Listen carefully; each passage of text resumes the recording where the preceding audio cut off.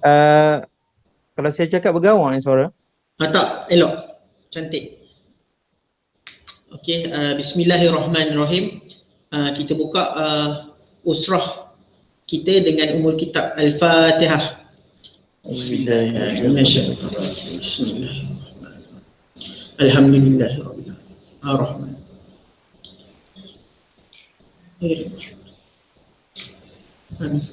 Okay, Alhamdulillah kita dah buka majlis kita. Ustaz ucapkan terima kasih dan tahniah kepada semua murid-murid yang hadir ke usrah kita pada hari ini. Jadi beberapa perkara yang saya nak sampaikan sebelum Ustaz serah pada Ustaz Abdul Kadir. Usrah agendanya sama penting sebenarnya dengan kelas-kelas kamu yang lain, kelas mengaji ke, kelas akademik kamu ke, bahasa Melayu. Usrah pun sama penting. Usrah ni bukan aktiviti tambahan kita ke, sekadar kita suka-suka nak buat ke, ataupun kamu kena masuk bila kamu free ke, tak. Usrah ni sama penting je dengan kelas Quran kamu, kelas akademik kamu, sebab dalam usrah ni lah kamu akan mendapat nasihat-nasihat ataupun penambahbaikan untuk diri kamu. Dan insya-Allah melalui usrah ni lah kamu akan dapat peringatan-peringatan untuk kamu ingat satu hari nanti. Mungkin hari ni kamu kata, kenapa Ustaz nasihat macam ni? Satu hari nanti kamu akan dapati nasihat tu sangat berguna, ataupun perkongsian akan jadi ilmu. Kalau kamu catat lebih baiklah.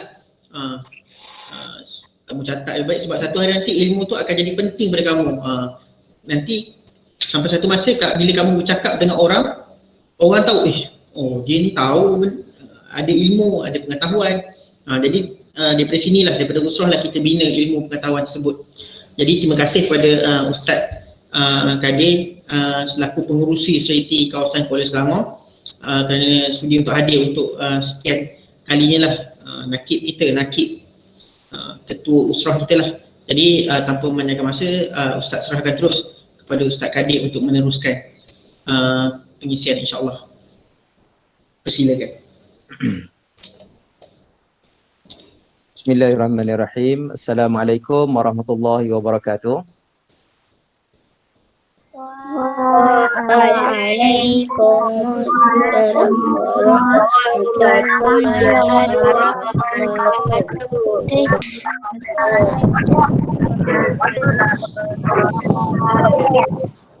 Ya baik, alhamdulillah wassalatu wassalamu ala Rasulillah wa ala alihi wa sahbihi wa man walah.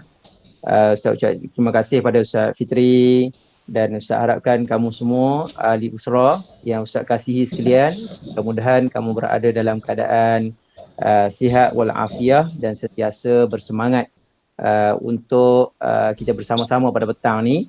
Dan sebenarnya Ustaz rasa semangat bila melihat kamu semua dalam keadaan, orang kata apa, daripada pagi tadi mungkin ada kelas lagi, kemudian bila waktu petang ada usrah pula, masih lagi dalam keadaan yang ceria dan gembira dan rasa seronok, suka untuk bersama-sama dalam usrah yang kita insya-Allah akan kongsikan beberapa benda lah yang perlu ahli usrah, Balkis dan semualah yang ada dalam usrah pada petang ni untuk kita ambil istifadah pengajaran daripada apa yang Ustaz nak kongsikan bersama, insya-Allah.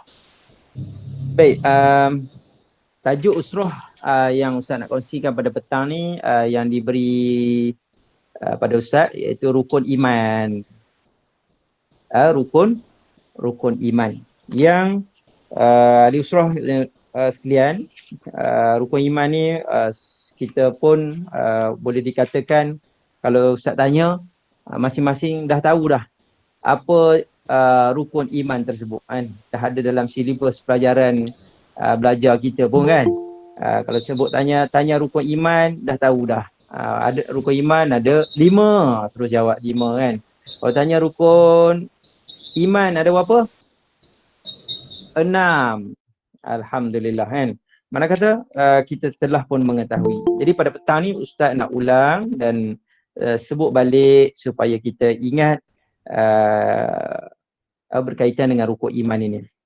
Ustaz petik daripada hadis Rasulullah SAW dalam hadis kita, hadis 40, ada cerita tentang rukun iman ini.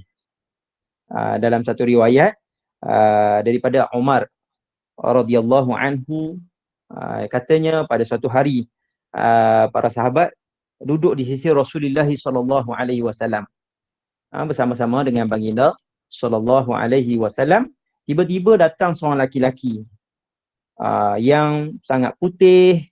Kemudian lelaki tersebut rambutnya hitam, yang bersangatan hitam rambutnya, dan tidak kelihatan pun lelaki tersebut daripada tempat yang jauh lah. Datang kepada para sahabat dengan Rasulullah sallallahu alaihi wasallam tadi. Kan?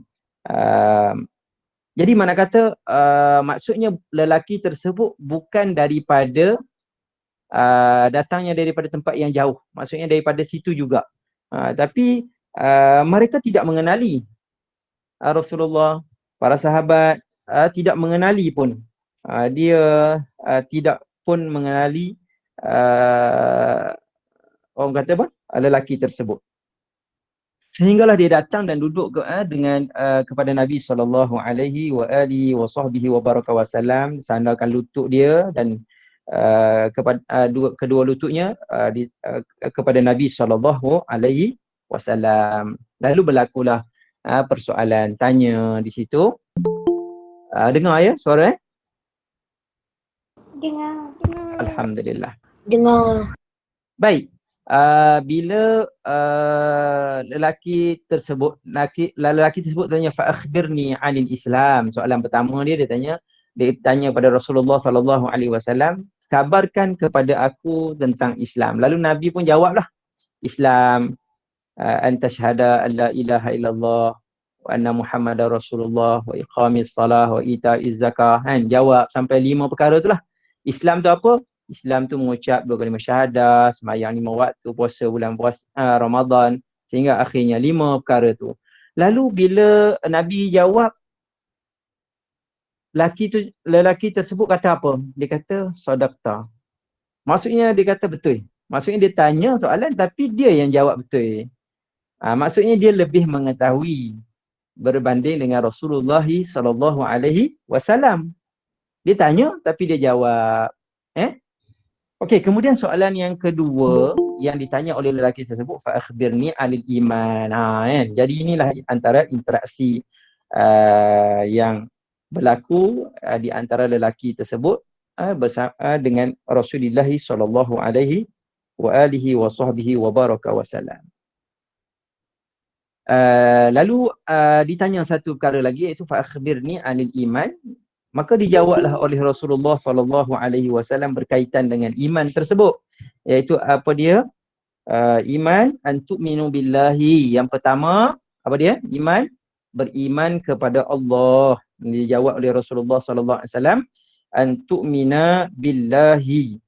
Kemudian wa malaikatihi, iaitu beriman kepada para malaikat. Itu yang kedua. Kemudian dijawab oleh Nabi SAW lagi, wa kutubihi, dan kitab-kitabnya. Dijawab lagi oleh Rasulullah. Yang keempat, wa rusulihi, dan rasulnya, beriman kepada rasulnya. Kemudian dijawab oleh Nabi lagi. Yang kelima, iaitu wal yaumil akhir, iaitu beriman kepada hari akhirat. Kemudian yang terakhir Nabi jawab lagi, wa tu'mina bil qadari khairihi wa syarrihi. Dan Nabi jawab lagi, iman itu apa dia? Beriman kepada qada dan qadar Allah Subhanahu wa taala, qadar baik dan buruk yang berlaku. Beriman. Itulah keenam perkara yang dimaksudkan apa yang kita nak kongsikan pada petang ni, iaitu tentang rukun iman. Yang rukun iman ini ada enam perkara. Jadi itulah Rasulullah SAW jawablah. Habis Rasulullah jawab, lalu lelaki tu kata apa dia? Qala sadaqta. Lelaki tu jawab apa dia? Kepada Nabi SAW, ya, benar. Kan? Mana kata lelaki ni sebenarnya dia lebih mengetahui. Dan ringkas cerita, ya, Dia malaikat ke Ustaz? Ya betul, Muaz kan. Lalu sebenarnya itulah yang bertanya lelaki tersebut ialah fa innahu Jibrilu, iaitu dia adalah Jibrilu. Ini diriwayatkan dalam hadis sebut qala fa innahu Jibrilu atakum yuallimukum dinakum. Itulah malaikat Jibril. Sebab dia tanya, dia tahu. Dia tanya, dia lebih tahu. Lalu dia tanya, akhir itulah yang dimaksudkan dalam hadis ini, dijawab bahawa itulah malaikat Jibril yang datang kepada Nabi SAW untuk mengajarkan kepada kamu tentang agama. Subhanallah, apa yang kita kongsikan pada petang ni daripada hadis Rasulullah SAW, itulah gambarannya. Apa yang kita belajar, kita tahu, kita ambil ilmu ni, sebenarnya apa yang kita amalkan hari ini, yakin kepada keimanan kita ni adalah apa yang telah diceritakan oleh Rasulullah SAW. Okey, baik. Ustaz, ringkas nak cerita pada petang ni, tak boleh nak panjang sangat kan. Cuma 6 perkara tu. Yang pertama sekali, antu'mina billahi, iaitu beriman kepada Allah Subhanahu wa Ta'ala kan. Jadi apa pengajaran yang kita boleh ambil daripada rukun iman ini? Yang kita boleh ambil dan kita belajar, bukan kita kata tahu, kita hanya kira saja kan. Rukun iman ni ada 6 perkara kita hafal, tapi kita tak boleh nak ambil daripada pengajarannya. Kita tidak mengamalkan pun daripadanya. Jadi tidak ada manfaatnya lah. Jadi pada petang ni kita kalau boleh kita dengar betul-betul, kita faham betul-betul, kita nak ambil pengajaran daripada hadis ni, dan kita nak menjadikan pada hari ini kita dapat ilmu dan kita bertambah keyakinannya, insya-Allah. Okey, pertama, beriman kepada Allah. Beriman kepada Allah, satu Ustaz nak petik satu firman Allah. Allah kata apa dia? Dalam surah Muhammad. Dalam surah Muhammad ayat yang ke-19, Allah kata fa'lam annahu la ilaha illallah wastaghfir li zambika. Allah kata apa dia? Maka ketahuilah bahawasanya tiada Tuhan melainkan Allah, dan pohonlah keampunan bagi dosa engkau. Ini dalil yang menunjukkan bahawa Allah, kita wajib beriman kepada Allah Subhanahu wa Ta'ala. Tiada Tuhan melainkan Allah Subhanahu wa Ta'ala sahaja. Allah yang kita sembah ni adalah Allah yang satu. Tak adalah Tuhan lain dah. Allah itu dah Allah. Allah Subhanahu wa Ta'ala adalah Allah yang kita sembah. Tak ada dah Tuhan selain Allah Subhanahu wa Ta'ala. Yang mana kalau kita belajar tentang nama-nama Allah ni, banyaklah, ada berapa? 99 nama. Itu nama Allah Subhanahu wa Ta'ala. Nama Allah banyak, ada 99, tapi Allah itu satu. Yang kita baca qul huwallahu ahad, katakanlah Allah itu satu. Baik. Bila kita yakin bahawa Allah Subhanahu wa Ta'ala itu satu, Allah Subhanahu wa Ta'ala itu ada, maka kita jadi orang yang kena sentiasa jadi orang yang baik lah.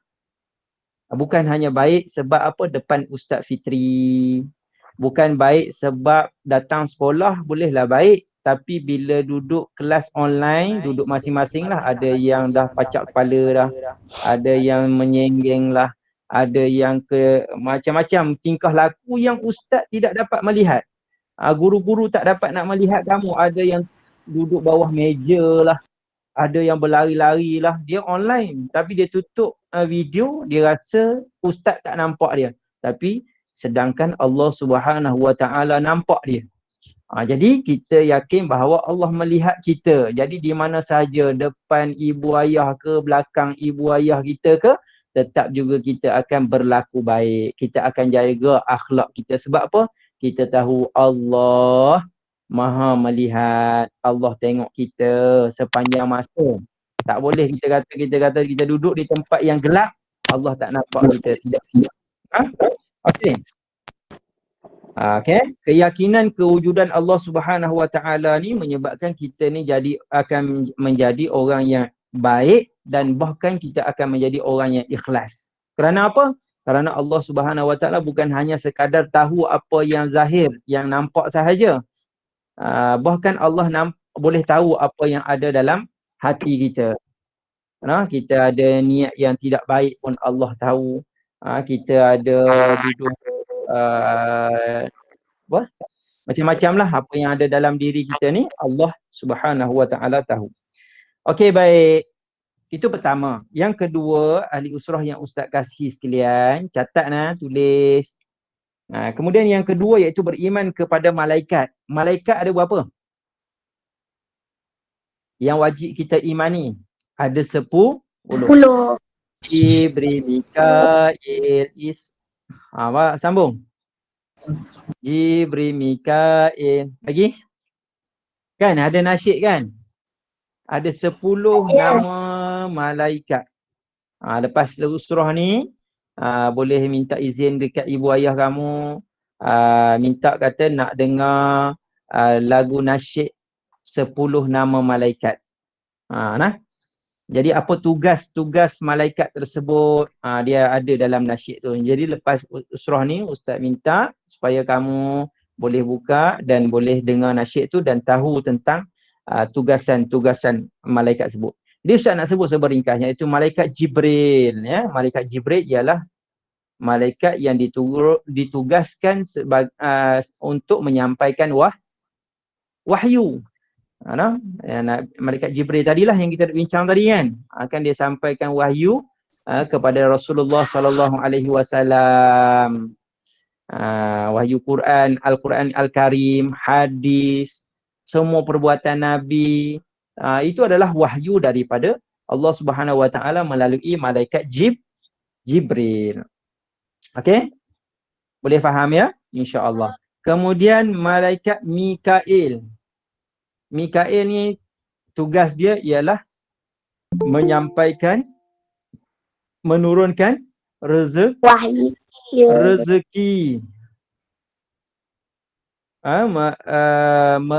Menurunkan rezeki. Walaupun kita tak nampaklah malaikat Israel tu kan. Cuma melalui malaikat Israel lah. Allah Subhanahu Wa Taala tugaskan ke malaikat Mikail lah untuk menurunkan rezeki kepada kita semua. Kita boleh makan hari ini, kita boleh daripada makanan laut, daripada pokok-pokok dan sebagainya, melalui hujan dan sebagainya, tumbuhnya pokok-pokok tersebut. Ini tugas malaikat Mikail.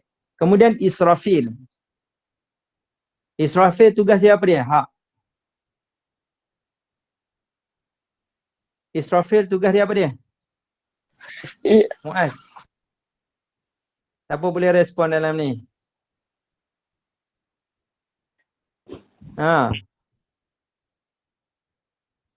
Malaikat Israfil iaitu meniup sangkakala. Malaikat Israel? Malaikat Israel? Apa dia?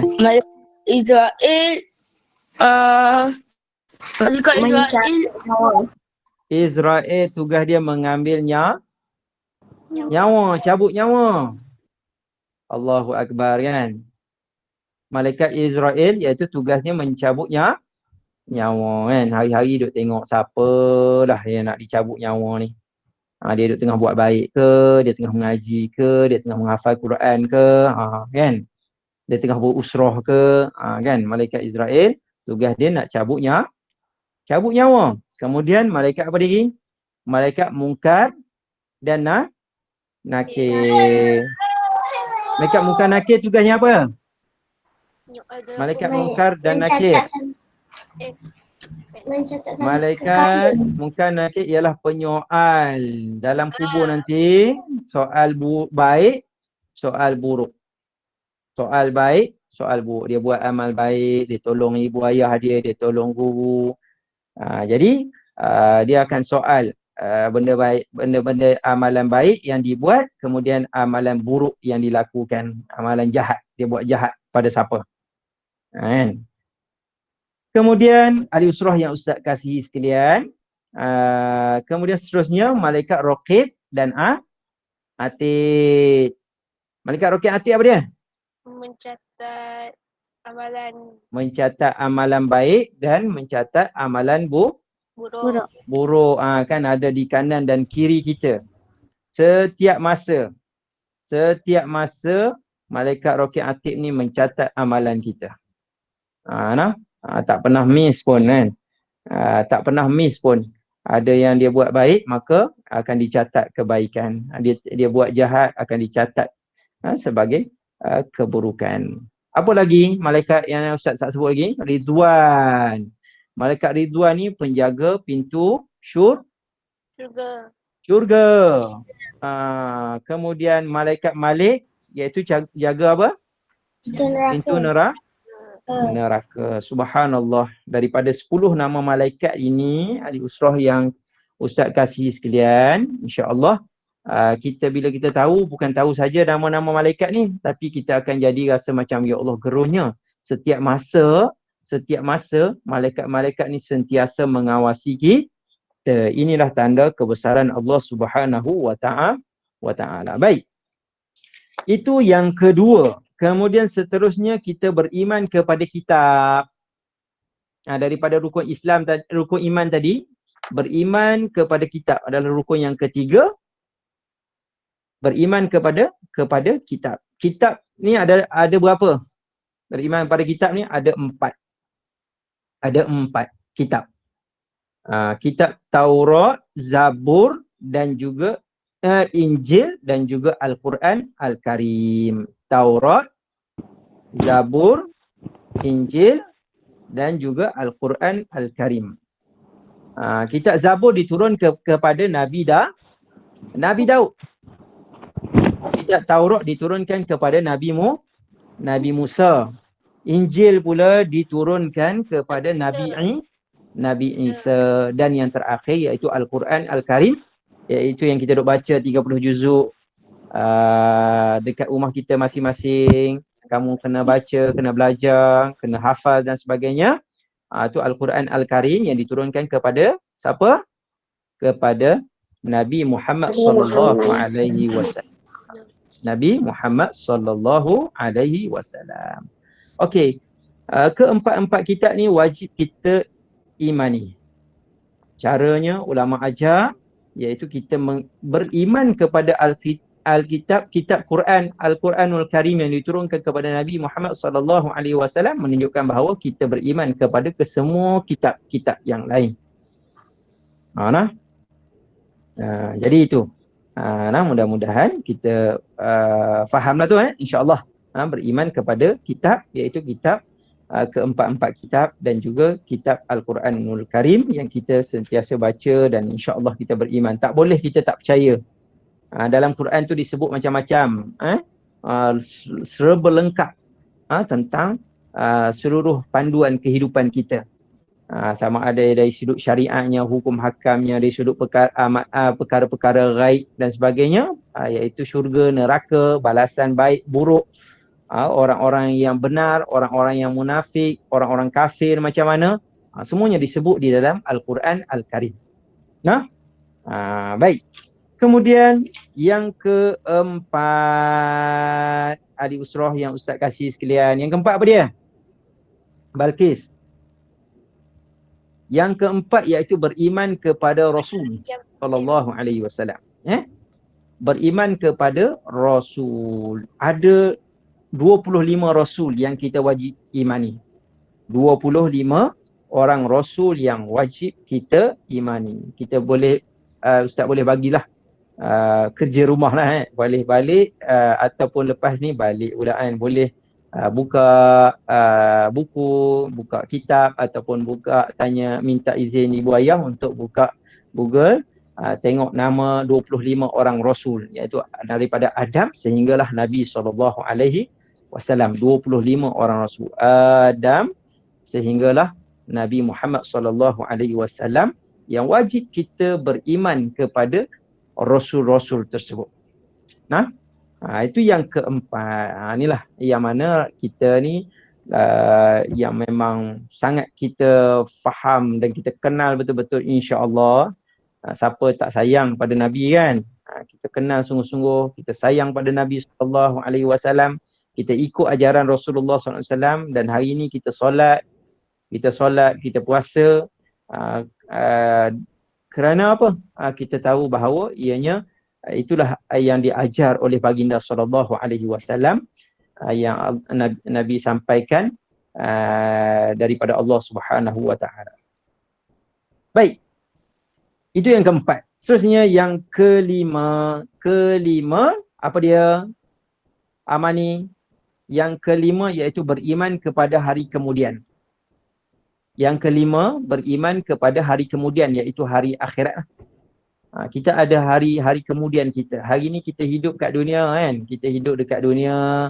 Kamu baru ada 10 tahun, 11 tahun. Inilah kehidupan kita. Ustaz dah berapa puluh tahun dah hidup. Dan ibu ayah kamu berapa puluh tahun hidup.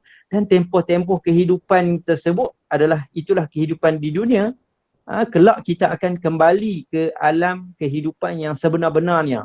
Alam yang balik betul-betul kita barulah hidup dengan sebetul-betulnya. Ini kita hidup alam yang disebut dalam Quran lahwun wa la'ib, iaitu tempat bermain-main, suka, makan, happy, kan?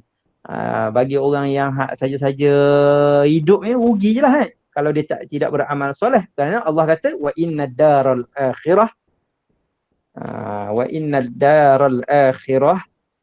lahiyal hayawanu law kanu ya'lamun. Allah kata dia, sesungguhnya negeri akhirat itu ialah kehidupan yang sebenarnya. Kan? Kehidupan akhirat ialah kehidupan yang sebenarnya. Jika sekiranya kamu mengetahui. Kalau adalah mereka mengetahui. Kalau tahu betul lah. Kalau yakin betul, kalau beriman, maka dia akan fikir bukan hidup di dunia ni lah. Best lah hidup di dunia. Dia happy, dia mewah, dia rasa hebat. Dia buat apa saja yang dia nak buat. Sedangkan bagi orang beriman, dia tak macam tu kan.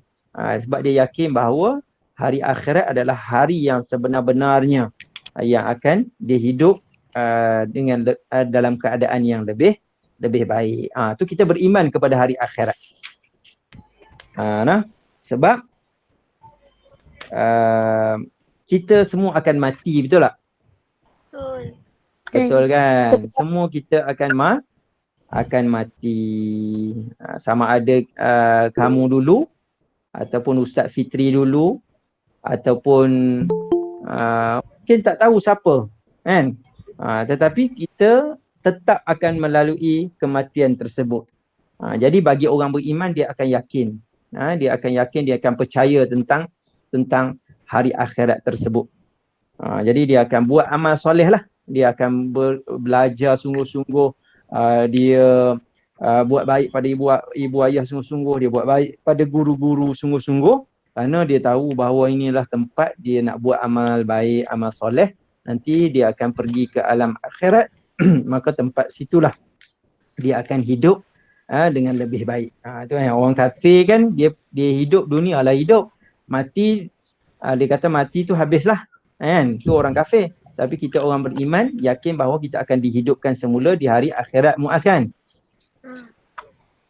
Okey, kemudian seterusnya yang terakhir iaitu kita beriman kepada takdir baik dan jahat. Beriman kepada qada dan qadar Allah Subhanahu Wa Taala, baik dan buruk. Perkara yang baik berlaku dalam hidup kita, kita beriman kepada Allah. Allah bagi kita hari ini, Allah takdirkan kamu semua hidup dalam keluarga yang ibu bapaknya baik-baik, dapat duduk dengan keluarga nenek yang baik-baik, jaga kamu dengan baik-baik. Itu adalah takdir daripada Allah Subhanahu Wa Taala. Allah bagi kebaikan pada kamu, rezeki, boleh makan dan sebagainya. Allah tetapkan. Itu adalah ketetapan daripada Allah Subhanahu Wa Taala. Pun begitu kita kena usahalah. Jangan pula Muaz ataupun siapa-siapa dalam ni dia kata takdir, ustaz kata takdir, dia pun tunggulah apa benda nak masuk dalam mulut aku. Kan? Sebab apa dia takdir lah, dia tunggu takdir saja, tak boleh lagi tu. Tapi dia kena usaha. Tapi yang menentukan adalah Allah Subhanahu wa taala. Atau kita nak suap dalam mulut nasi pun kalau Allah tak izinkan, kita dah suap dah. Nak masuk tapi boleh jatuh lagi. Sebab apa? Tidak diizinkan oleh Allah Subhanahu wa taala. Nah, dan juga perkara yang buruk. Perkara yang buruk juga takdir daripada Allah Ta'ala. Kan? Mungkin ada yang berlaku, dia terjatuh, dia tersepak duri, dia luka dan sebagainya. Dia akan rasa, dia bukan menyalahkan orang lain semata-mata. Tapi dia rasa, ya Allah, ini Allah Subhanahu Wa Ta'ala yang takdirkan aku terjatuh.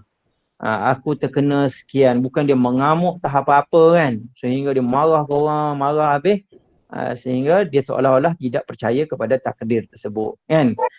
Bagi orang beriman, dia percaya kepada takdir Allah Subhanahu Wa Taala. Allah yang bagi jadi berlaku perkara tersebut kan. Ada orang berlaku kemalangan, tiba-tiba ada kemalangan yang mati, ada yang kemalangan teruk dah, kereta teruk tapi tak mati lagi kan. Sebab apa? Takdir di tangan pada Allah Subhanahu Wa Taala kan. Kadang ada dah nak terkemalangan tapi tak jadi kan. Macam-macam. Sebab kita hidup dalam penuh dalam keadaan berserah kepada takdir Allah Subhanahu Wa Taala. Janganlah sampai kita takut. Semua benda kita takut. Dia kata, Ustaz, kalau saya keluar nanti orang langgar. Saya keluar nanti semua benda dia akan jadi takut. Sebab dia tidak yakin bahawa perkara-perkara tersebut berlaku di atas takdir Allah Subhanahu Wa Taala. Kan? Tapi kena jaga jugalah dalam COVID sekarang ni. Dia kata tak apa Ustaz, takdir Allah. Kalau aku mati ke, aku apa pun takdir Allah. Dia pun keluar, tak boleh lah. Kita kena jaga. Kena jaga, duduk diam-diam. Kena jaga keselamatan kita, jaga diri kamu, jaga SOP masing-masing lah. Itu adalah usaha yang Allah Subhanahu Wa Taala suruh juga kita usaha kan. Macam orang sakit lah juga kan. Dia kata sakit, serah takdir lah. Tak pergi hospital, tak boleh gitu. Dia pergi hospital, dia pergi merawat, buat rawatan, dia dapat pahala jaga kesihatan. Baik, itu sahaja yang Ustaz nak kongsi. 6 perkara, 6 daripada rukun iman. Jadi mudah-mudahan kamu semua dapat mengambil manfaat daripada isi usrah tersebut insya-Allah. Dan insya-Allah kita buka dalam beberapa minit. Kalau di kalangan ahli usrah ni ada soalan ataupun nak kongsi ke, boleh. InsyaAllah. Beri persilakan. Ya?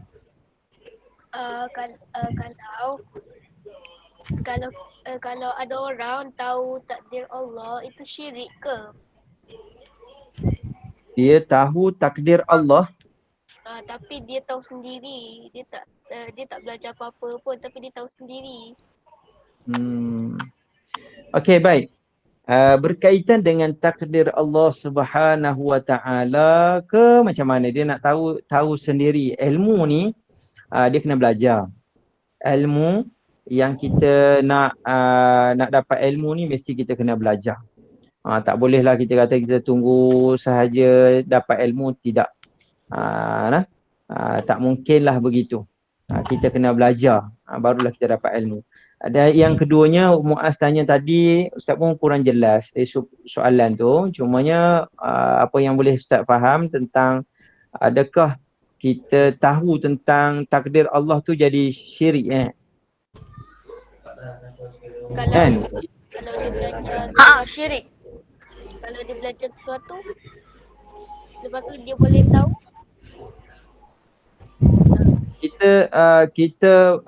Kita sebagai manusia ni ada had-had dia untuk kita tahu. Ilmu Allah ni maha luas. Ilmu Allah maha luas. Kita ni tak akan dapat tahu pun banyak perkara. Hatta dalam kalau kita belajar-belajar pun ilmu kematian ni kita tak tahu bila kita akan mati. Kita kita tak boleh nak tahu bila esok kita hidup ke kita mati pun kita tak boleh nak tahu. Esok kita akan makan apa pun kita tak tahu. Walaupun kita boleh rancang tapi belum tentu lagi.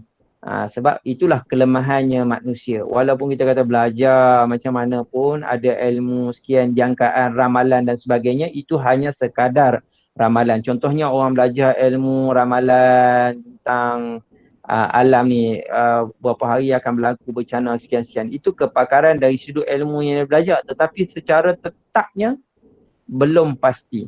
Belum pasti Orang perkara syirik tersebut ni macam betul. orang memuja-muja Ya, kalau syirik ni syirik ni ialah dia menyekutukan Allah Subhanahu Wa Taala. Menyekutukan Allah ni dia tak minta pada Allah tapi dia minta pada jin. Dia minta pada pokok. Dia pergi minta pada tokoh-tokoh sembahan dan sebagainya. Tu adalah amalan syirik yang tidak boleh, dia boleh merosakkan akidah keimanan kita. Tak boleh lah. Yang kita kena minta pada Allah Subhanahu Wa Taala. Itu saja. Okey ya, insya-Allah keenam-enam daripada rukun iman ini insya-Allah mudah-mudahan dalam usrah ringkas pada petang ni dapat kita ambil pengajarannya insya-Allah, dan soalan-soalan yang ditanya tadi pun Ustaz ucap terima kasih, dan pengisian pada sanggup makan muntah jin supaya jadi kaya. Subhanallah. Ada soalan yang ditanya kat dalam ni, sanggup makan muntah jin, sanggup untuk jadi kaya. Tak kaya juga pun. Kalau jadi kaya pun, dia akan miskin di hari akhirat contohnya. Begitulah tapi sebenarnya kekayaan ni bukan pada harta kan. Kalau contoh dia minta kaya lah, akhirnya dia kaya di dunia tapi sebenarnya dia akan memberi kesan buruk dalam kehidupan dia. Dia buat macam-macam orang mencuri lah. Dia boleh buat dengan macam cara dia boleh rompak duit. Dia ambil duit tapi duit tu takkan kekal pun untuk dia pun. Bahkan hilang keberkatan, habis begitu sahaja, tidak ada manfaat pun. Sedangkan orang yang bekerja, dia bersungguh-sungguh cari duit yang sedikit-sedikit, Allah bagi dia kekayaan, kaya jiwa dia, Allah bagi rezeki melimpah lagi, anak-anak dia jadi baik, isteri dia jadi baik dan sebagainya. Jadi macam-macam cara Allah bagi kekayaan tersebut. Jadi Allah nak suruh kita usaha sendiri dan bukanlah dengan cara jalan-jalan yang tidak sepatutnya. Jadi wallahu alam, surah pada petang ni saya ucap semua terima kasih kepada semua, dan Ustaz Fitri pun rasanya dah tinggalkan pada Ustaz. Ustaz Fitri ada urusan dan Ustaz Farid pun tidak dapat bersama-sama pada petang ni. Ustaz kira cukup sekadar itu usrah kita pada petang ni. Kita sudahi dengan tasbih kifarah dan suratul Asr. Subhanakallah. Ballazina amanu wa amilus solihat. Okey.